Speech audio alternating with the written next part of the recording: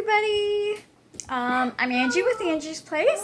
For those of you who don't know me, today we're going to do a reading from the Bible, the New Testament. I use the source New Testament. It has extensive notes on the Greek word meaning, and the whole thing was translated by Dr. Nyland. She is a professor of Greek mythology and language. So not only is she a professor of those, she actually grew up with a father and uncle who did the same thing. Only I believe her father was a preacher. Anyway, so we get lovely notes in here. Gives you a little more information about what happened at the time. So please join me in our reading. And so yeah, I'm going to do it slightly a little bit different. I'm just going to read from it because I think that'll be easier for you to understand some of it, instead of me sounding like I'm jumping around. My daughter said it sounded like I was jumping around, but it really wasn't. It was just the way it was in the Bible. So we're just going to read straight through. So maybe one to three chapters a session. That works. And that might actually help me a little more, keep me doing this a little at a normal pace. So, but before we begin, do me a big, huge favor and click on the like and the subscribe button down there. If you don't want to miss any, ring the little bell that's down there, and I think it says all, if I'm not mistaken. Okay, well, let's get into it. Today we are reading chapters 13 and 14. And before we begin reading through 13, I read ahead a little bit, so I knew what was going on. So I'm going to read you this little part. Otherwise, instead of going back and reading, this actually explains what we'll be reading. So this is from chapter 13, verses 37 to 43. And this is: the person who sows the good seed is the human being. Now, I know you're not going to understand this, but when we go through chapter 13, you'll understand a lot easier what all this says. So just hang with me, I promise. He answered, The field is the word. The good seeds are the people associated with the realm, but the weeds are the people associated with the evil one. The enemy who sowed them is the slanderer liar. The harvest is the end of the age, and the harvesters are the messengers. The weeds are collected and burned in the fire, and this is what it will be like in the end of the age. The human being will send out his messengers, and they will collect everything that offends and those who practice illegal acts from his realm. They will throw them in the fiery furnace. This will be a great sorrow, pain, and anguish in the fiery furnace. Then the people who are just will shine like the sun in their Father's realm. If you have ears, you had better listen. So, obviously we're talking about the slanderer, liar, and the weeds. And pretty much his evildoers who he sends out and teaches people, because obviously everything's learned. We do, well, maybe not everything, but most of what we do is learned. And we do have habits and traits that reflect to our family members. But as far as learning hate and love, that's all learned from someone. And so, okay, anyway, so then the messengers are the people sent out with God. Obviously, Father is God and his realm, Jesus and God in their realm. Okay, let's start now. Now that we got a basic on who everybody is, when we read this, because it's some parables. Parables are just, like when we tell fairy tales to teach children how to do good and have good morals and what's going to happen if they do something wrong. That kind of thing. Chapter 13, and we're starting on number 1. On the same day, Jesus left the house and sat by the sea. Large crowds collected to see him. So he sat on a boat while the whole crowd stood on the shore. He told them many things and examples. A farmer went out to sow the seed. While he was sowing, some seed fell on the roadside, and the birds ate it. Some seed fell on the shallow soil over the gravel. Now remember, the seed is the human being. The plants immediately sprang up. Some fell on the shallow soil over the gravel. The plants immediately sprang up. But when the sun came up, they got scorched and withered away because they didn't have any roots. Some seed fell among the thorns, which shot up and choked them. Other seeds fell on the fertile ground and produced a harvest. The harvest produced 30, 60, or even 100 times more than had been sown. If you have ears, you had better listen. The disciples approached to ask Jesus, "Why do you speak to them in examples?" He answered, "You are permitted to know the secret of the truths of heaven's realm, but they are not permitted to know. More will be given to the person who already has something, and that person will have abundance. But those who don't have anything, even what they do have, will be forsaken and will be taken away. I'm speaking to them in examples because their eyes are open, but they do not see. And they hear so much they still don't listen, nor do they understand." This fulfills Isaiah's prophecy. It says, "You will hear, but will not understand. You will see, but not perceive. The minds of this people have grown dull, and their ears are hard of hearing. They have shut their eyes. Otherwise, they would see with their eyes, hear with their ears, and understand with their minds, and I would instantly, divinely heal them." So he's saying, on this, from what I'm getting, is he's sending out the messenger. So people who, let's say, live in Christian homes, and so you hear and you see, but you also have to decipher, and you have to ask God for guidance and everything. So the people that are born in households who don't believe, atheists, or even people that do believe but don't like God, maybe their child died, or maybe another family member, or a really good friend, whatever, and they're mad at God. And even though it's humans' fault, this happens. So what he's saying is, if we listen and we see and we start talking about God, about these things, and start teaching good things, he will heal them if they ask. And then you will be one of the good seeds, and you'll be on fertile land that has roots. You will grow roots because you have God in your soul. Okay, that's what I'm getting anyway. So if you're getting something else, please share it with me. Just comment down below. We can have discussions. A lot of times it helps to talk to somebody, and we see different things in the writing, maybe because we're supposed to.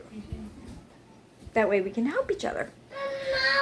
You can be happy because your eyes see and your ears hear.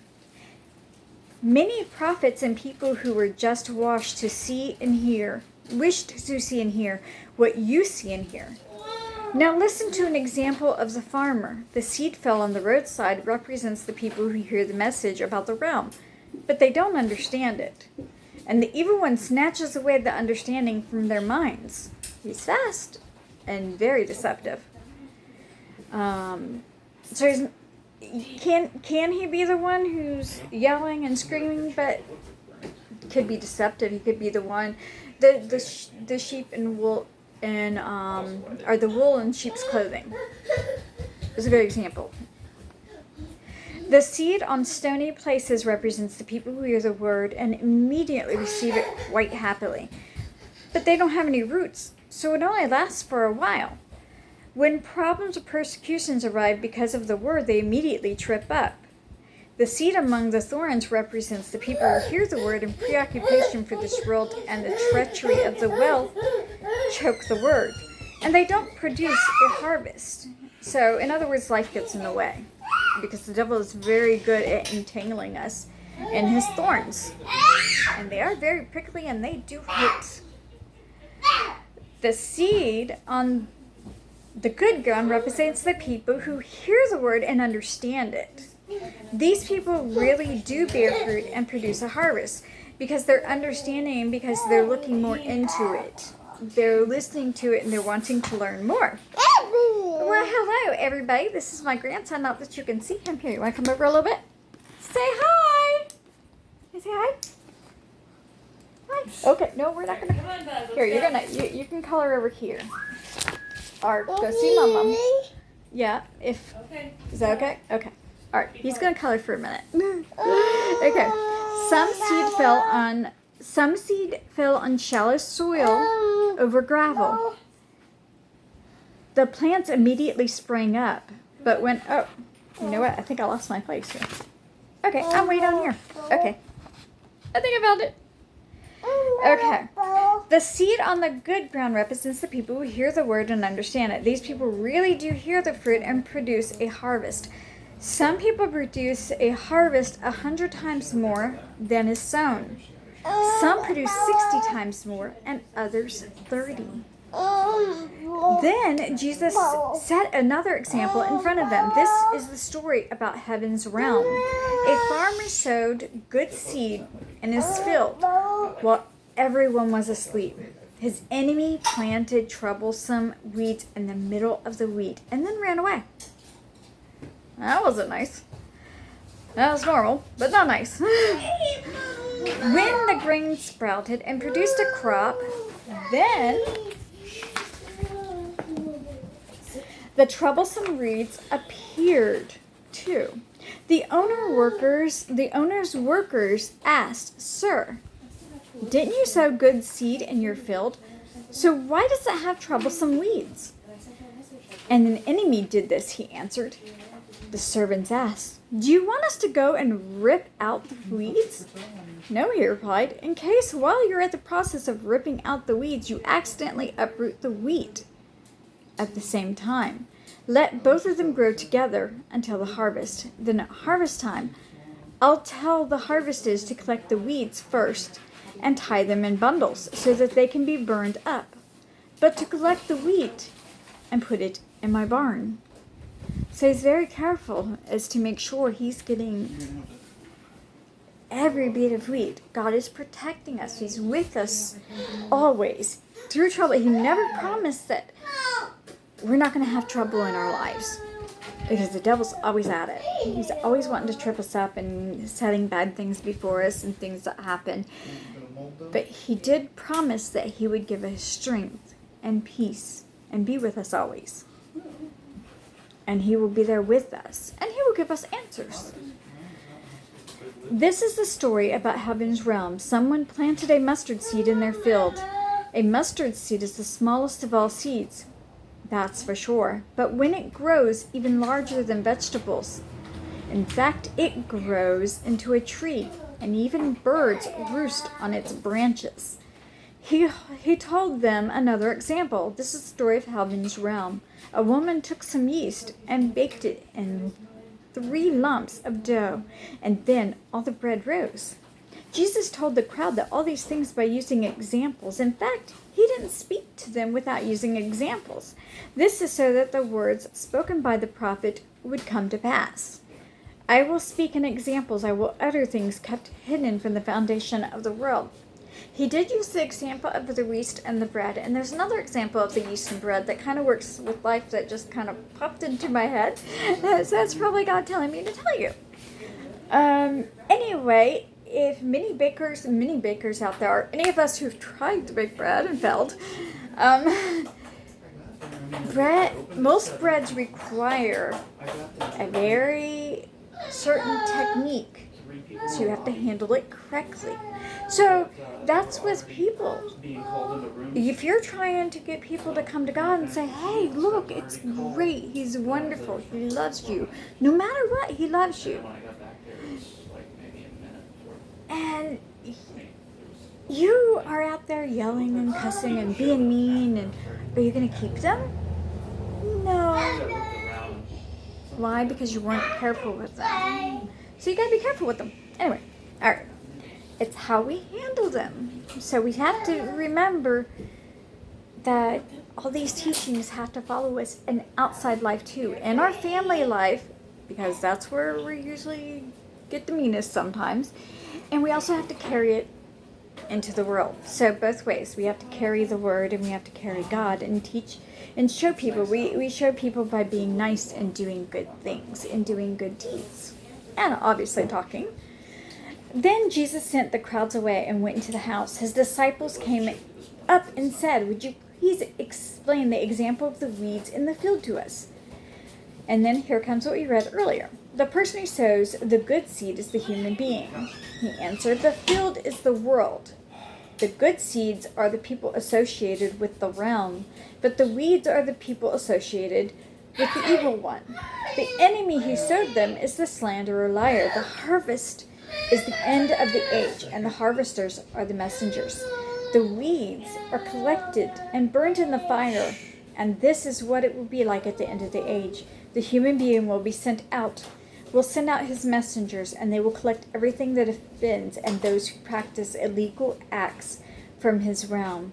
They will be thrown into the fiery furnace. There will be great sorrow, pain, and anguish in the fiery furnace. Then the people who are just will shine like the sun in their Father's realm. If you have ears, you had better listen. This is the story about heaven's realm. A person came across some treasure in a field and hid it again there. They are so thrilled to find it that they sell everything they own to buy the field. This is a story about heaven's realm. It is like a merchant searching for beautiful pearls. When he had found one expensive pearl, he sold everything that he had to buy it. This is the story about heaven's realm. It is like a net that was cast into the sea and drew out some of every kind of fish. When it was full, they hauled it to the shore and sat down and put the good fish in storage, but threw the bad fish away. This is what it will be like at the end of the age. The messengers will come out and separate the evil from the just and throw the evil ones into the fiery furnace. There will be a great sorrow and pain and anguish. Have you understood all these things? But you got to think, some of these people may be your family members. So you can pray for the ones, pray for the ones who do, because it's hard out there to live in this world full of evil. There's lots of evil out there, and it happens, and people get mad at God, or they turn away from him because they think, wow, why did you let this happen? But we have free will. He gave us free will, and with that comes everything. Therefore, he says he will always be with us, and in bad times he can turn bad into good. We have to be patient, and we have to learn to be tough, and we have to learn to trust, because maybe sometimes he's teaching us to trust him. Or maybe it's so that we can reach out to somebody else. We don't know why he does things. But sometimes he sends us into these things so that we can help somebody else out. They answered yes. He continued, so then every Bible scholar who is instructed about heaven's realm is like a housekeeper who produces both new and old things from the storeroom. When Jesus was finished telling these examples, he left. He arrived in his native land, where he taught them in their synagogues. They were beside themselves with amazement and exclaimed, "Where did this one get this wisdom and these powers? Isn't he skilled craftsman's son? Isn't his mother called Mary? Aren't his brothers James, Joseph, Simon, and Judas? Aren't his sisters here with us? So where on earth did he get all these ideas?" They were quite annoyed with him. Jesus exclaimed, "A prophet is without honor only in their own hometown and in their own family." He was unable to do many powerful works there because of their absence of faith. And now we're on chapter 14. At the time Herod and the tribal ruler, well, before we get into the tribal ruler and all of this, think of it when you're talking, especially if you're different than the rest of your family and everything. Sometimes, I guess, maybe one who is really, really smart in his family is not listening to him. They're like, "Hey, you've got to get out of here. You've got a tsunami coming or a hurricane," whatever. They know these things. That's what they do for a living. But it's harder to get the people in your own, the people who know you the best. Did not know you were here. It's harder to get them to say, "Hey, come on," because they remember when you were little and you were younger, and they're like, "Yeah, okay, whatever. You're just being, a doomsayer or something like that, So a doomsday sayer.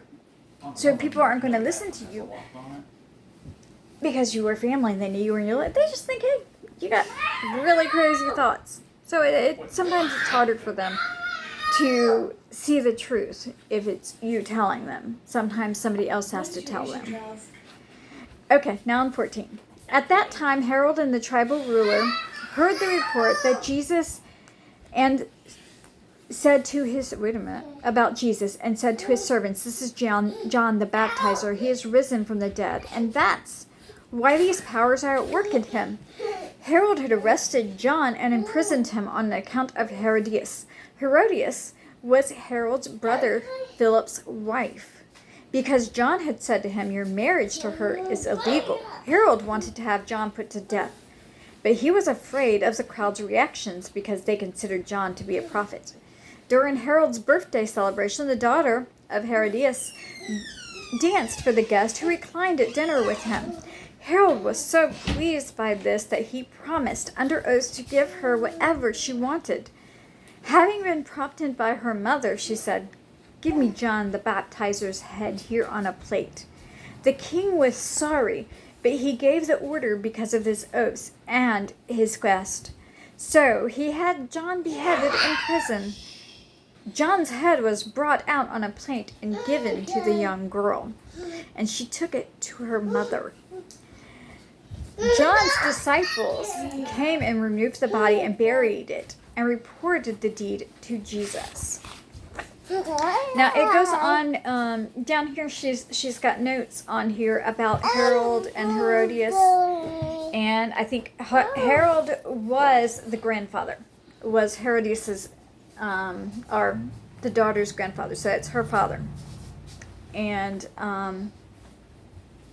so she was married to a brother, and then ended up marrying the other brother. While he's still, my understanding from what this is saying, while he goes, no, those are grandgrams, no, these are grandgrams. No hitting. No, we'd be nice. No, I know. Let's go.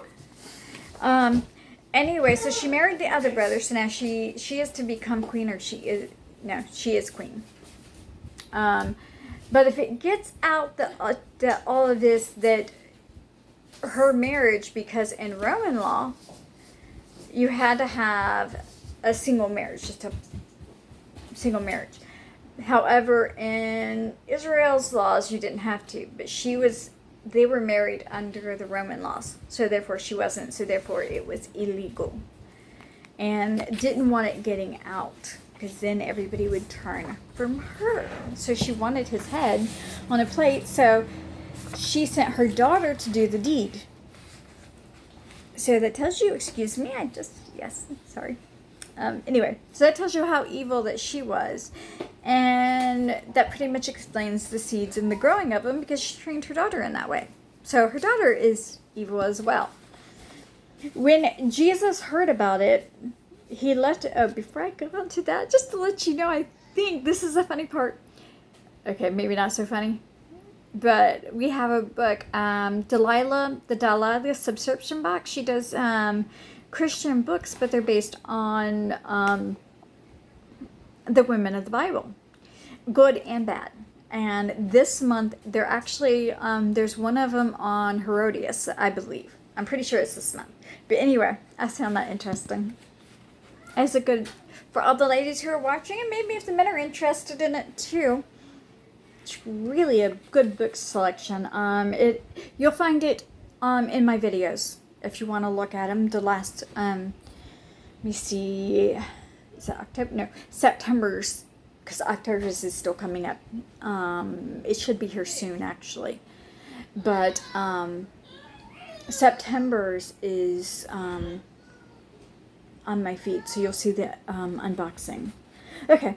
When Jesus heard about it, sorry about that. When Jesus heard about it, he left by boat and went to a deserted place by himself. Well, the crowds found out and followed him on foot from the cities. They're not done learning. When Jesus went out and saw the big crowd, he was moved with compassion for them and healed their sick.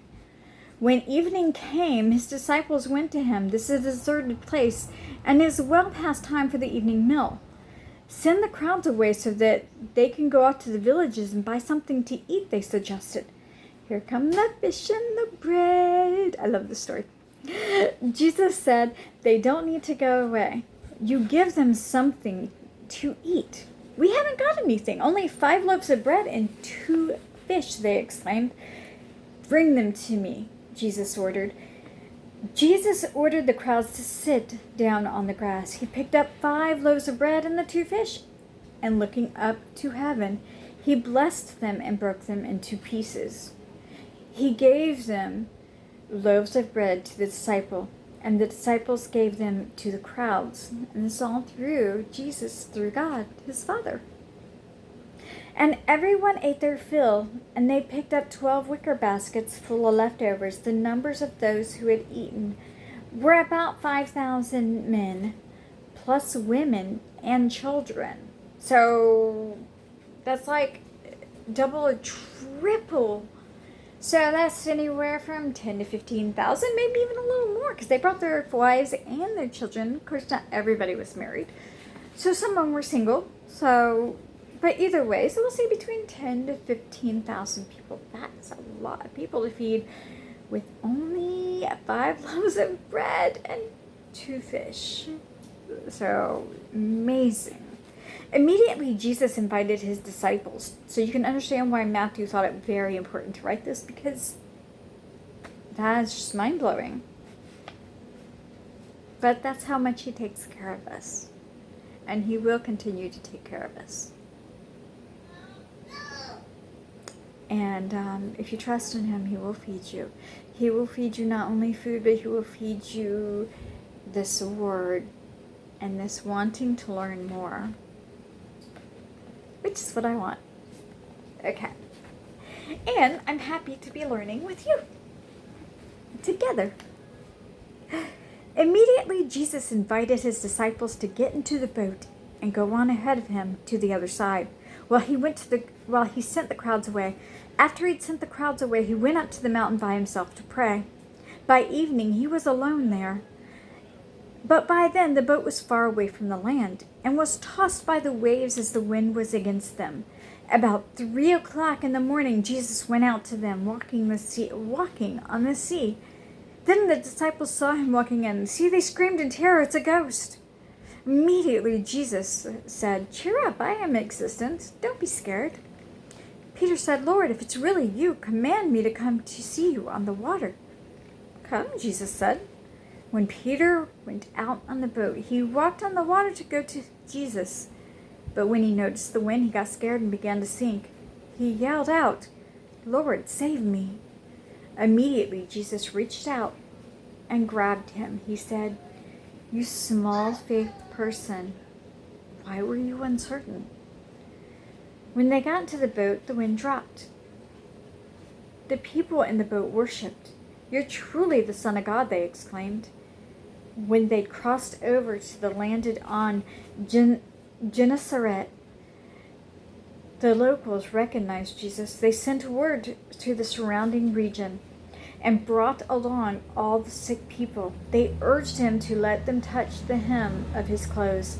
In fact, everyone who touched it was brought safely through their sickness. Then the Bible scholars, that's 15. Okay, you know what? We're going to say 15 because I know it's getting long. And some of you have other things to do. Let me write this. You know what? I don't know where it's happened to my pen. It's around here somewhere. Okay, so I'll just write this in crayon. Yep, we're on chapter 15. So that's a lot to take in, the miracles and the people. But it's how we treat people. So we got to really think, how would you, and one of the sayings I remember growing up was treat people how you want to be treated. So if you want to be treated with respect, then you need to show respect. You need to help people. Give them a helping hand. If you can't, let's say you can't afford to, there's other things you can do. You can talk to them. Maybe you can help change somebody's tire. Or if you're a mechanic, maybe you can fix something on the engine. If you're a baker, maybe you can bring some food to a neighbor who's sick. Or maybe you see somebody on the street, you can go into Subway and get them a sub. Or wherever you're next to and give it to them. If they're hurting, go get a first aid kit for them. There are some people that literally bring bags. They carry bags in their car full of stuff.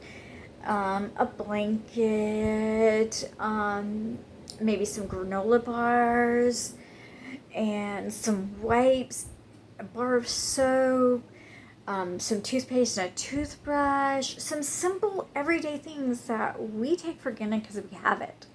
And what this family does is they see somebody, they stop, and they give it to them.